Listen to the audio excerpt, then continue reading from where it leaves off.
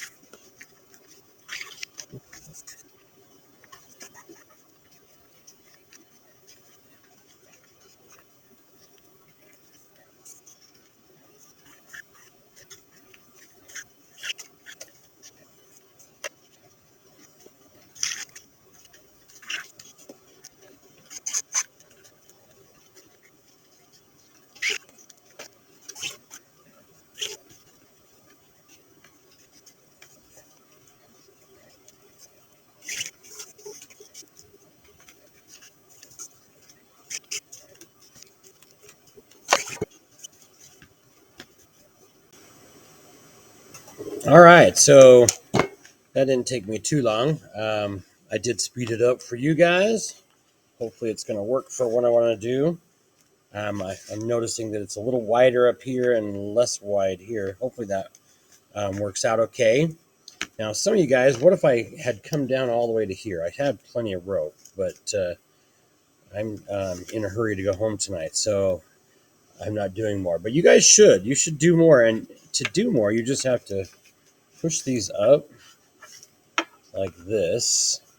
And now I can tie more knots. So if you were running out of room and you're like, oh, I need to do 20 and I didn't, that is one way to do it. This will also show you how even you've gotten all that stuff because they're all the same width. This one's obviously a little wider. So anyways, I could do a few more. Maybe I'll do two more just because we need to. So over the top, through the triangle. Quick, quick, quick. Over, under, through the loop. Tighten up or out, but not in. Now you'll notice this last knot that I'm going to do is opposite of the one that I started with. Not 100% critical, but it seems to help when you're tying it together at the end here. So we're going to go ahead and finish with that one, making sure that it's opposite. So under, through the loop.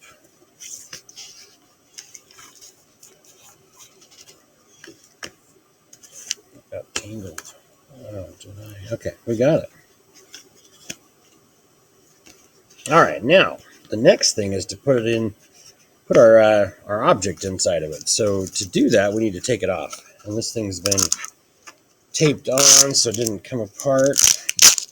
You guys did not have to do that. But right here, we're just going to undo those things we did at the end, those tightening knots. So now we've got our two runner strings that we originally put on. And we'll take the other side off here.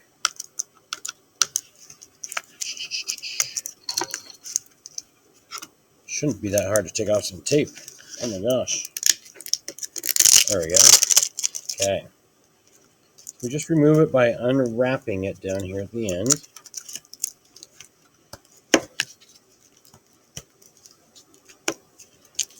Okay, so now we have our thing. This technically, I guess, could be a bracelet, especially with this 550 cord.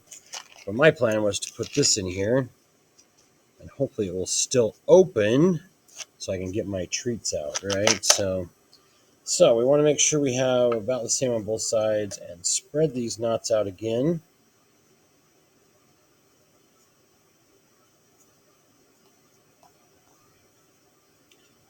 I don't know if I really did my math 100% correctly, but let's see what happens.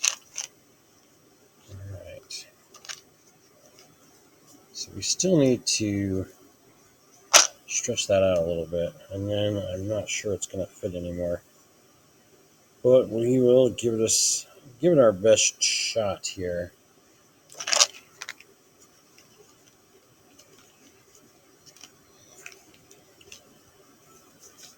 Yeah, that is not gonna hold it very well, and it's gonna hold up my opening. So I guess I'm gonna do plan B and use this lid here. This is about the same size, a little smaller, might help us out a little bit, but we're just trying to learn how to do this right now. So we'll take this guy here and we'll put that inside. Perfect. And it's a little thinner, so it's going to fit inside of the groove that's inside of my knots right here. So the next step is, after we've sized it, and I've probably said this before, but the more knots you have, the easier this step is going to be. I would have said it, you wouldn't have known what I was talking about, but right there, this black string has to be smaller than the outside circumference of that circle. So we need to tighten that up. We're going to go ahead and tie these together. We don't have to keep the lid in there while we do that. We could actually take it out, just as long as that stays smaller than the lid, but it's doing all right inside of there. We'll keep it in there. Okay, so just 2 underhand knots. Now that might have slipped a little more than I wanted, but I think it'll still work just fine. So then we go to the back side, and we're going to do the same thing. And you'll notice that's just cinching around, right? The circumference is smaller than the lid. So go ahead and tighten this up right here, and you'll notice that that's loosening up. Okay, and that is less than desirable. So if we had more knots right here, it wouldn't loosen up as much. So maybe if I just do that, it'll hold it a little bit better. But bottom line, as long as your circumference is smaller than the lid circumference, it should hold it in. The tighter you get it, maybe having a friend help you or whatever, the better off it's going to be. Okay, so now we can look at it. We can adjust the front, straighten things out a little bit.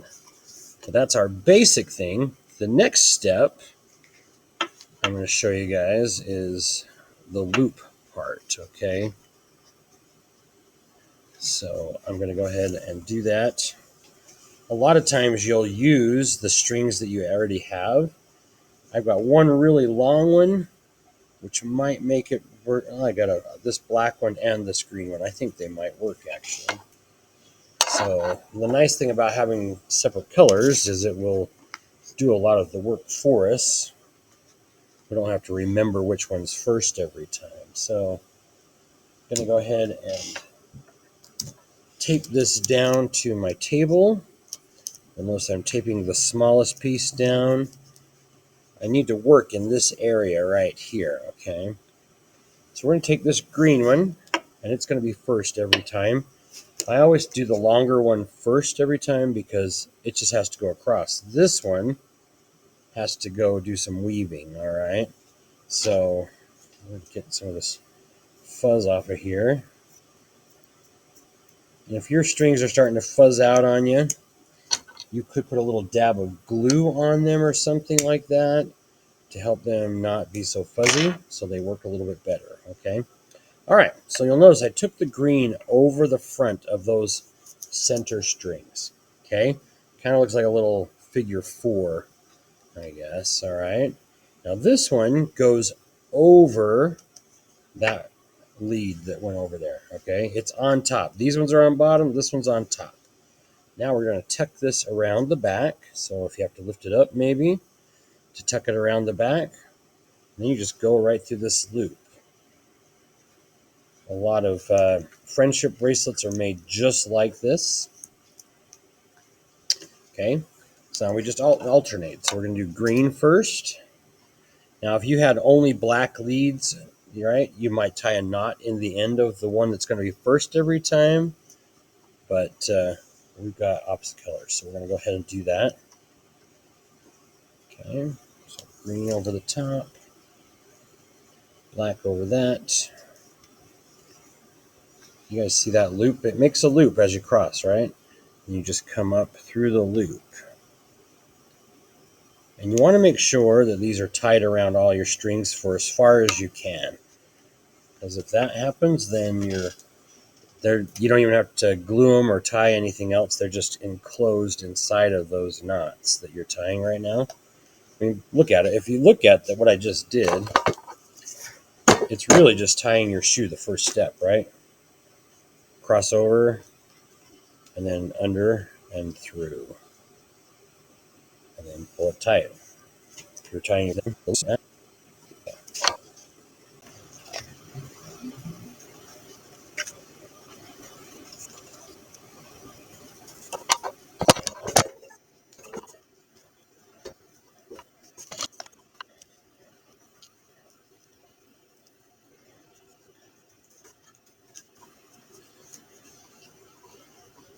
and it still looks, maybe. We'll see what that does. Okay. It's going to get smaller. So green first. Black over that, around the back. Could I have tied a knot to that one? Sure, right? And it's starting to look the same. We just need enough here to be able to make a loop. I think this is going to be my last one that I try. And then we'll do the next step. Okay.